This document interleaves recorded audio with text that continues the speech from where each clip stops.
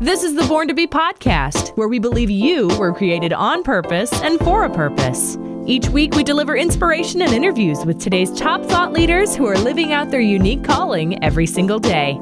Are you ready to discover your true identity and become who you were born to be? The future is yet to be created. And now, here's your host, Darren Earlywine. So we're here with Seth Hurd. Seth is an entrepreneur. He's an author. He's a magazine commentator. He's got a lot of stuff going on, and he comes from a pretty interesting background as far as his family. And you're going to be inspired by this episode of the Born to Be podcast because, Seth, you've had your hands in a lot of different things. You've accomplished quite a bit already in your life. But what I love, and I think one thing that I just kind of want to tease in this episode is that you used a phrase, you talked about getting into a season of life where you feel like you're almost like simmering.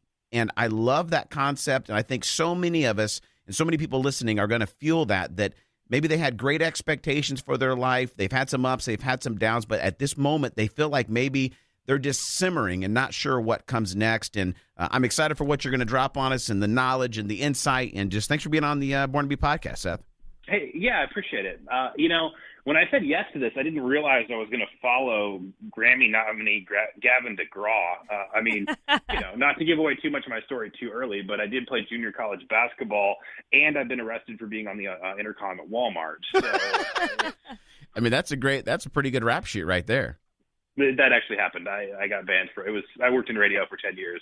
I wound up getting banned from all Walmarts with a legal document, and the most hilarious thing was, 8 years later, that same Walmart forgot they'd had me arrested and paid $1,000 for me to come back for a remote. So that was gratifying. Like, take that, suckers. So what do you do on the intercom at Walmart that gets you banned from all Walmarts? Oh, it was a morning show prank. We made this girl who had kind of spent her life abroad. She spent part of her life as a missionary kid in New Zealand where's the Tasmanian devil from? Tasmania, probably. She'd lived in Tasmania, and we made her sing the state song from Animaniacs, the states in alphabetical order. Walmart employees crack pretty easy. I think I paid somebody $20 for the code to get on. So don't blame me. Blame your internal processes that you don't pay better, that your people can be bribed that easily. Right.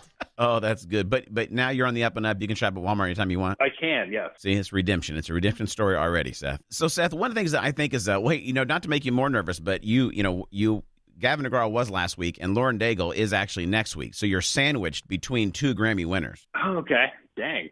So no pressure. So, Seth, one thing I want to hit is the information you sent us before the podcast here, just to get to know you, is the back record of your family. You have quite an act to follow, I guess I would say, because your grandparents and great-great-grandparents have accomplished quite a bit, and you say that kind of puts you in a place of an expectation that you were supposed to accomplish amazing things in your life. Talk about that.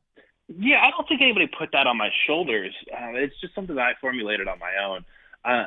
When I unpack the story, I don't think that anybody would strongly disagree.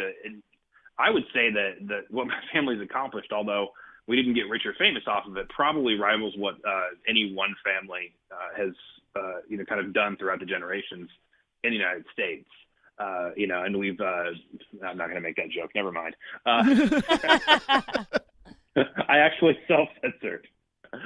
So my seventh great-grandfather was a colonel in the American Revolution and one of the 5 settlers of the state of Kentucky, the territory of Kentucky. He died in the American Revolution and was one of Daniel Boone's best friends. So he went out with 3 British musket balls in his ribs and his lungs collapsed. His nephew made general before the end of the war and took orders directly from the hands of George Washington. And then one of his other relatives actually fought in the very last battle of the American Revolution. Wow. From there, 2 of his grandsons fought in the Texas Revolution, and 2 of his grandsons started a distillery that's still going in Maysville, Kentucky today. It's called Old Pogue. It's $100 a bottle, and people can't keep it on the shelves. It is so dang popular. So, I mean, is there any chance you could, pull some strings and get us a bottle, or is that? Unfortunately, they're not that close of relatives. Dang it. They hand me thousands of dollars of free booze a year. My third great uncle actually is considered to be the second greatest hymn writer in American history. So he wrote "Jesus Loves Me Just As I Am," "Sweet Hour of Prayer," His song Angel Band was actually made popular by Johnny Cash in the 1950s and was one of the focal points of the movie Oh Brother, Where Art Thou, which came out in 2000 starring George Clooney.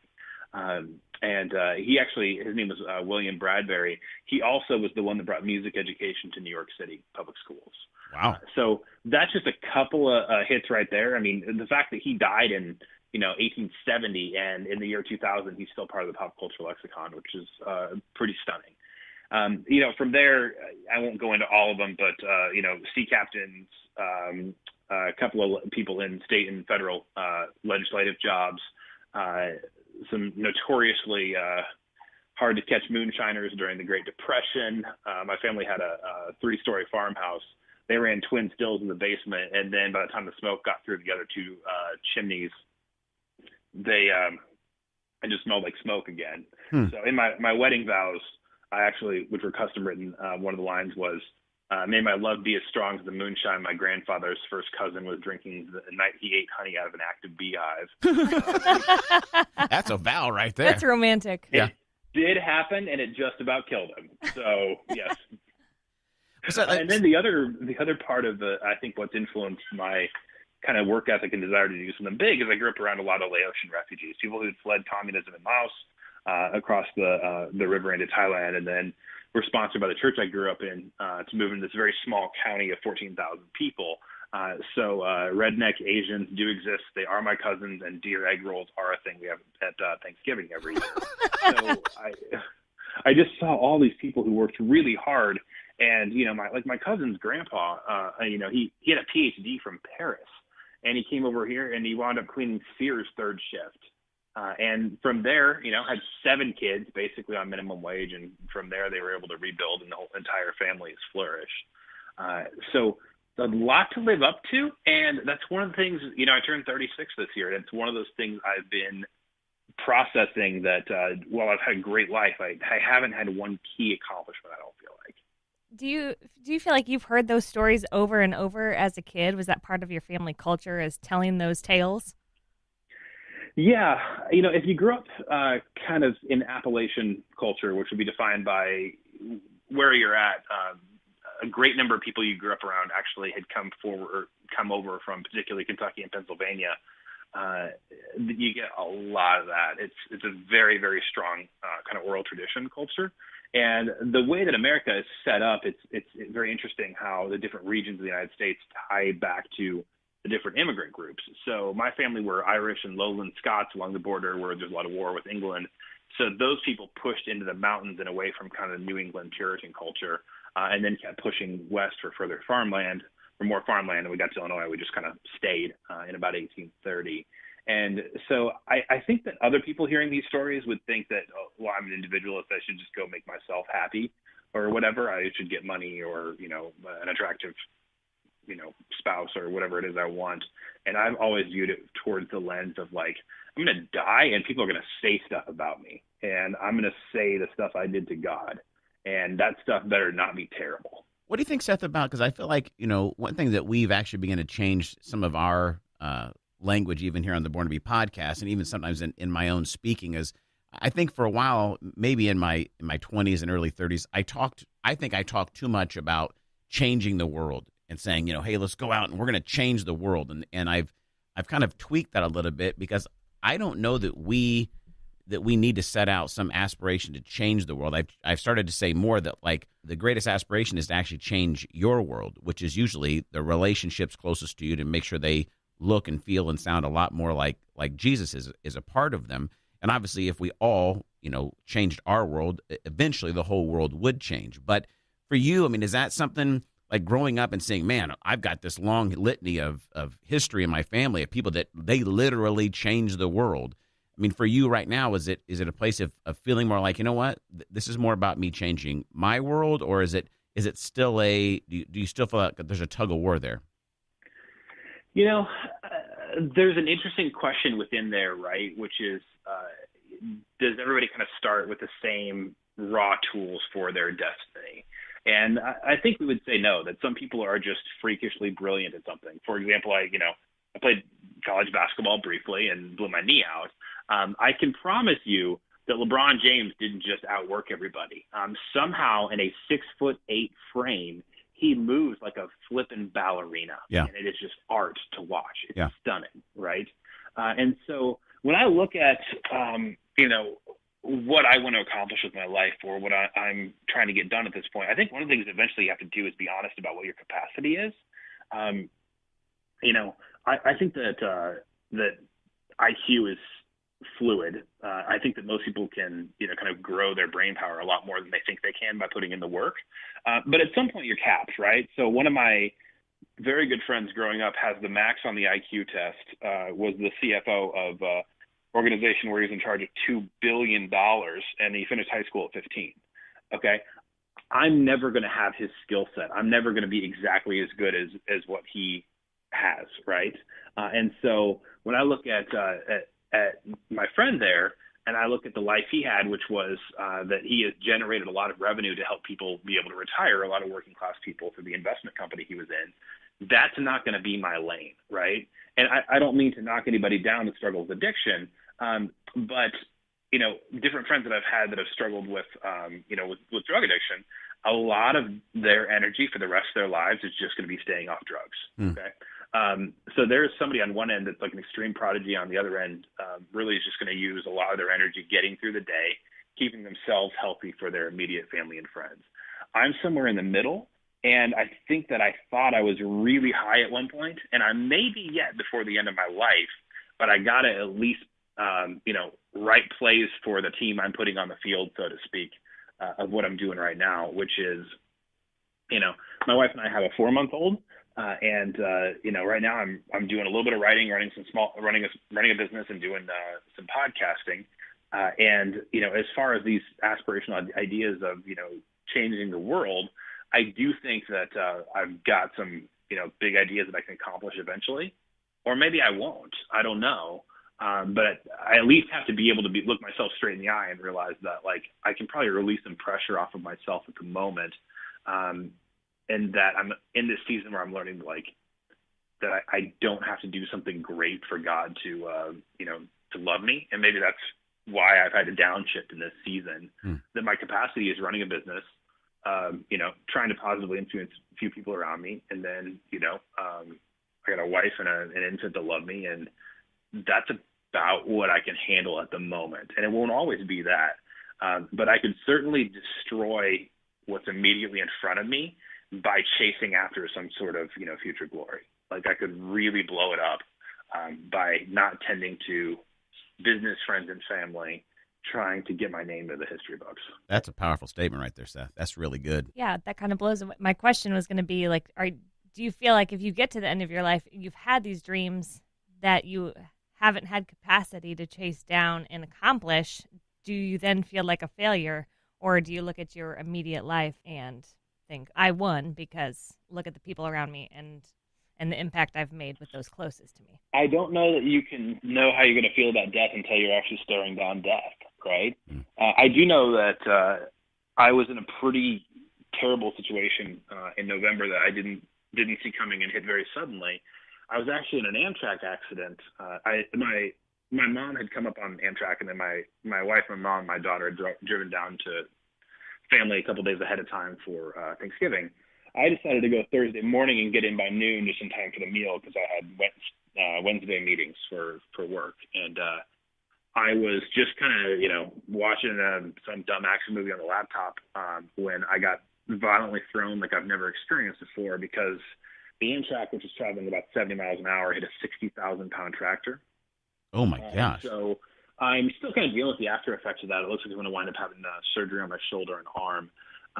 But I didn't realize how close I'd come to the end right there. The tractor was actually it was crossing the tracks, pulling anhydrous ammonia, which for those of you who didn't grow up in a rural context is extremely dangerous. Not only is it super flammable, but if it gets airborne, it sucks the air out of your lungs and you literally suffocate, even though you want to be able to breathe. And so it's a really bad way to go out.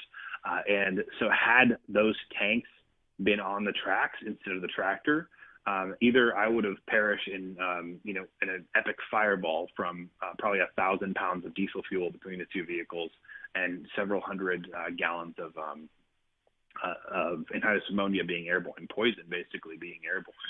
And so when I was laying in the ER and kind of recovering from that, I wasn't sad about what I didn't get done, but I also knew that there was a lot of life in front of me.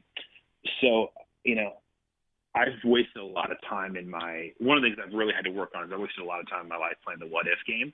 And the problem with that is, especially with career, there's no way to win because you always could have made more money. You always could have launched another cool thing. You always could have, played it a little more perfectly once you're seeing in hindsight, right? You just can't win like that. So when I was laying there in the ER, spending my Thanksgiving, not eating in a very rural hospital that actually still had box TVs, like not flat screens, like the TVs that our children won't ever have known existed. Mm-hmm. I wasn't sad that I didn't get more stuff done. Wasn't sad about the opportunities I'd missed or whatever. I was thankful I got to go be with people I loved as soon as I got out of the hospital. And I got another shot at it. That's about as near-death an experience as you can have a near-death experience, even though, there weren't flames and the poison. But to say, like, I was on a train that got in a wreck that almost exploded and or poison was released. I mean, that's high. That's high stakes, high stress situation. I mean, I love that perspective, but I mean, I don't know. I love what you said, Seth. Is I don't know that you can know what your perspective would be until you actually found yourself in it. And so you had that peace in that moment, but now, 3 months removed from it, what is other than I think that, like you said, the peace in that moment had to be very comforting. But now, as you look in the rearview mirror, how is it now continually to shape? Actually, I don't think it does. I think it fades out.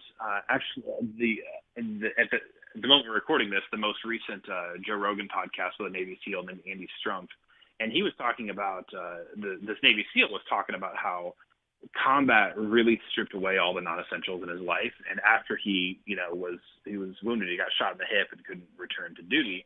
That he took up parachuting and wingsuit jumping, which seems really dumb because it was one of those things that stripped away everything.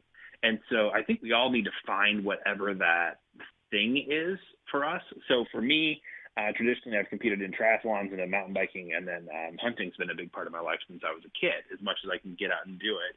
And in both of those things, they're very solitary, and there's not a lot to do except just face down your own humanity and have conversations with God. One of the things that I want to get done in the next few years is there's actually a 4-day canoe, kayak, whatever you can paddle floating race across Missouri. And you sleep a few hours a night. You got to have a chase vehicle follow you and give you food and stuff. But basically, it's just you paddling alone for days and sleeping 2, 3, 4 hours a night, and then paddling all night with like a headlamp on. And the reason I want to do it is not because I don't love sleeping in a soft bed and having food in the fridge a couple feet away. The reason I want to do it is because I know that there's things that I will see in myself and prayers I will pray that will never happen behind the wheel of an SUV or, sitting on my back porch or whatever. There is something about solitude, pain, and loneliness that you really need, I think, to get to the core of what a good life is and to grow spiritually.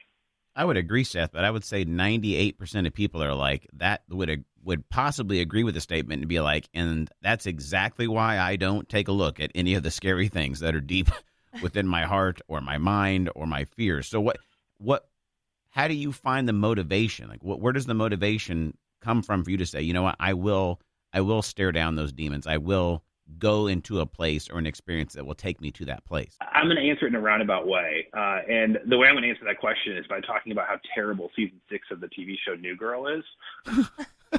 I figured you would. When we talk about like this kind of, endurance race, probably comes back to that show. Yeah, Zooey Deschanel. Yep. Yeah, so I loved the show when it came out. And what's really fascinating to me is that I think that all of us tend to pull elements of our personalities and what we're like actually from pop culture. And in 2012, when the show came out, 2011, somewhere in there, it was really popular for like women in their 20s to be like very like quirky. Like they all had bangs and they all did like craft stuff and wore ironic glasses. And all that stuff's kind of gone out of favor now. And nothing against Zooey Deschanel as an actress, but I think she kind of got stuck with some bad material because her character never grew up. And so while she was very cool for a couple years because her character didn't change, she now is just really annoying. And I've skipped several episodes. I just kind of want to, I've watched enough, like I want to see how it ends, right? I think the same thing can be true of us, that if we're just always consuming surface crap, I mean, if you watch too much of The Bachelor and the Kardashians, you're going to act like those people, right? And if you look towards things that are smarter, and not saying, I mean, I love pop culture, but if you also look towards things that are smarter, those things are going to work their way into your personality. One of my favorite books that I always go back to is former governor of Missouri, Eric Greitens, who's also a Navy SEAL. This makes it sound like I just stalk Navy SEALs. I don't. But he has a book called Resilience, and it's his letters to a friend who was an ex-SEAL who's struggling with alcoholism and getting his life back together. And, even when, things are pretty dang good, I try to read that book once a year because it reminds me of, the things that actually put together a good life. And I'm not just talking about, scripture and your relationship with God, because I've seen a lot of Christians who pray and read the Bible a lot who are just basically dumb people who make bad decisions, but are very spiritual about it. And so while faith is the cornerstone of my life, I also know that I have to get out and do other things. Donald Miller said, all your needs are met through God, not by God.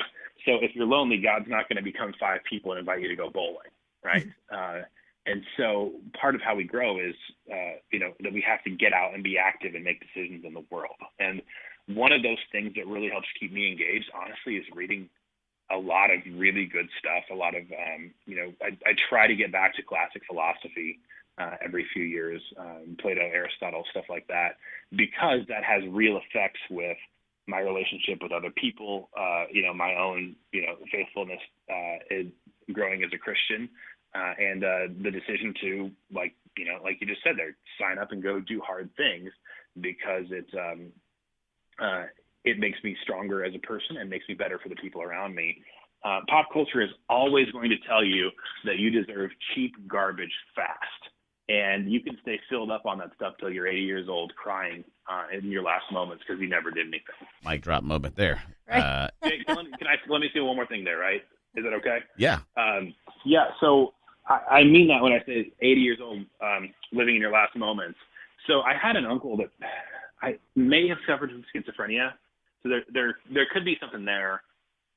But either way, he was a hermit. He just lived on a farm at the end of his life. By the way, the guy never paid income taxes because when the IRS showed up, he shot at them with a double barrel and they never came back. So he never paid taxes his whole life. Lived in extreme isolation, would not interact with his family at all. Made kind of a meager salary off of selling cows, and always thought someone was stealing his tools. And that's all he ever talked about. If you talked to him, so-and-so was stealing his tools. And when he finally had to go to the nursing home, he was living with a raccoon and a fox in his trailer, and they shared his food off of his plate. Really bad situation, very unhealthy. And so he was dying, and the nurse asked him why he never got married and had a family.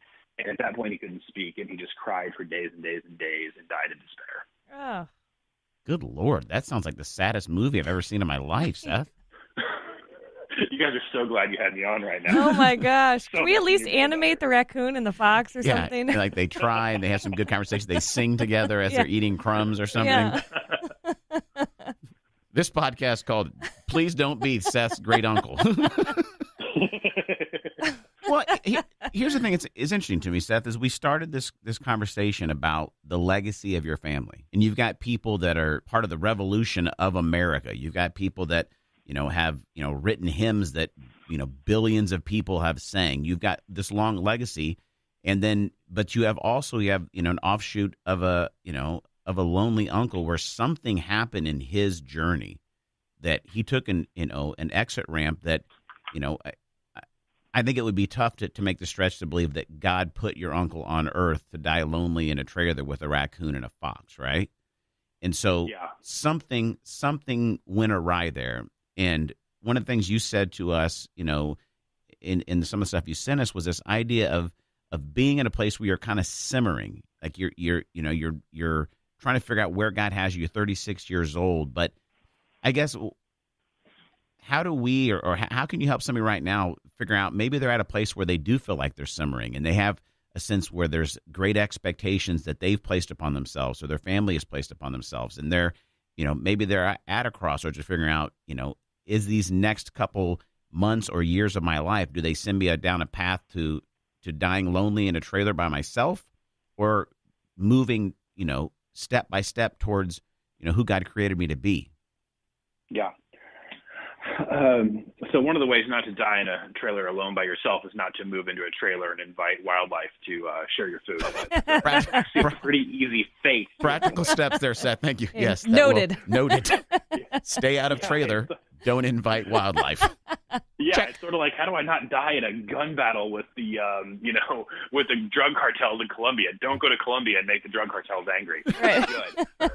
Check that off the list. So, I think that one of the things I'm learning that's pretty counterintuitive to kind of this American ideal is that everybody kind of thinks from movies that they're going to wake up one day and they're going to really get serious about their life and they're going to put their fears aside, et cetera, et cetera.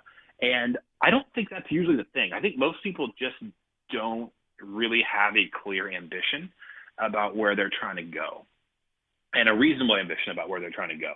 So, I've seen people that are kicking around Nashville, Tennessee, trying to be country music people for like 15 years, and they're living pretty much at the poverty level, and they're single because they're too broke to be in a relationship, or they're in a relationship with another broke country singer, and everybody's just like trying to like hang on, and they're living this kind of college lifestyle when they're like 33.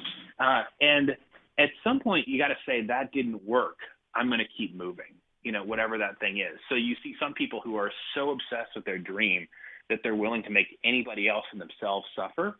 And then you see other people who just are completely, the other extreme of that would be people who are just completely disengaged, that they have some amount of comfort. And even if that comfort comes along with a decent amount of misery, they would rather have misery that they expect than the great unknown. And so I would say the first thing is you got to be honest with yourself. Like I talked about, my friend who's a prodigy versus a drug addict.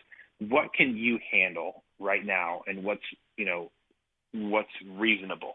So, for example, if you have 3 young kids at home, you're probably not going to the Olympics, okay? Because you got to move to the Olympic Training Center and like just immerse yourself in that for years. And that is completely impossible when you got 3 young kids at home. All right.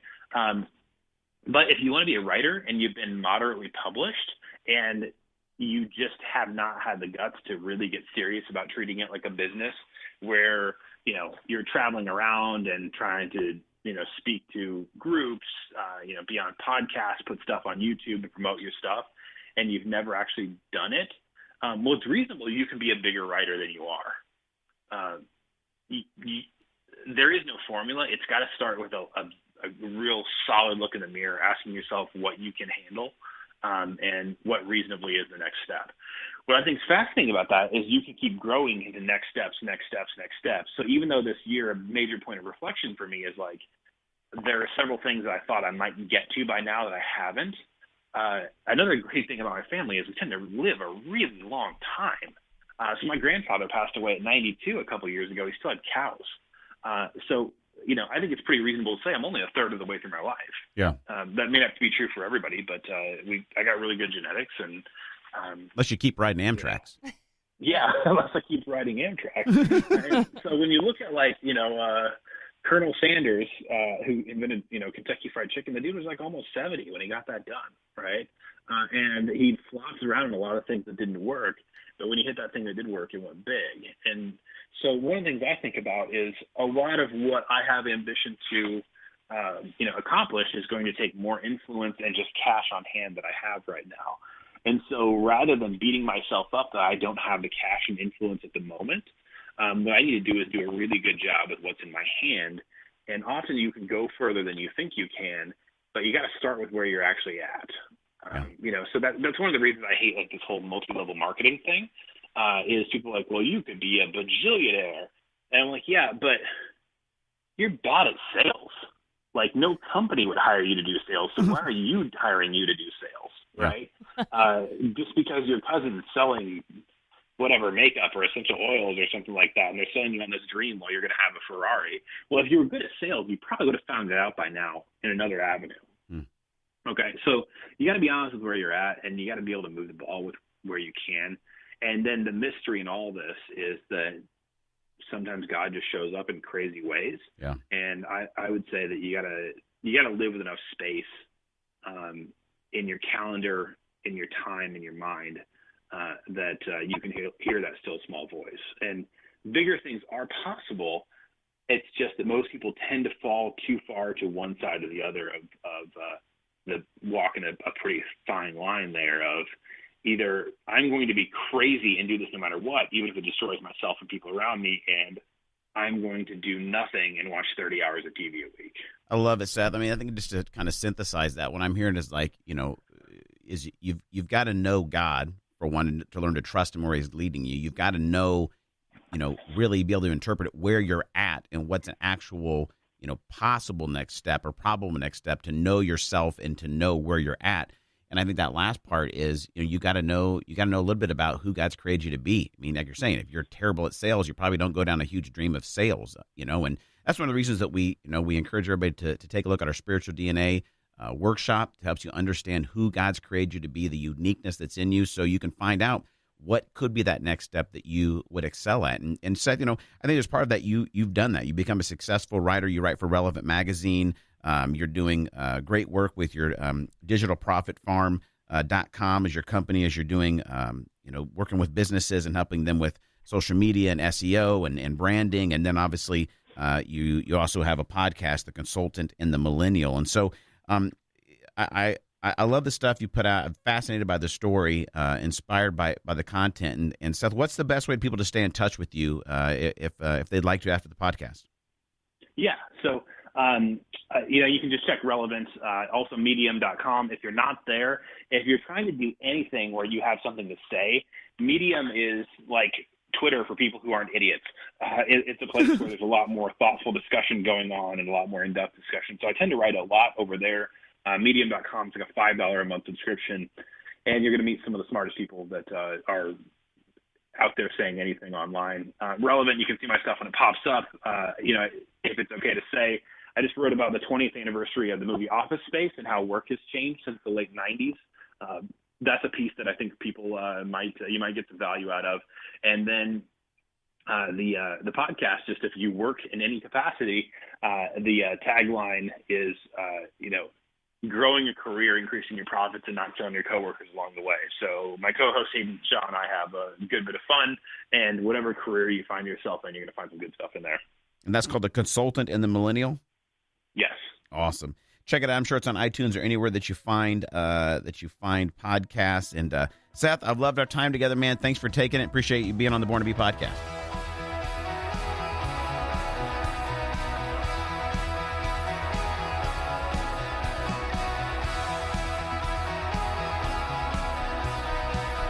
Thanks for listening to the Born to Be podcast. We'd love to hear from you. If you've got a question for Pastor Darren, a suggestion for a future guest, or if the podcast has made an impact in your life, get in touch with us at blackbirdmission.com. And if no one else tells you today, you were made on purpose and for a purpose. God is near to you, not far from you, and God is for you, not against you. Have a great week.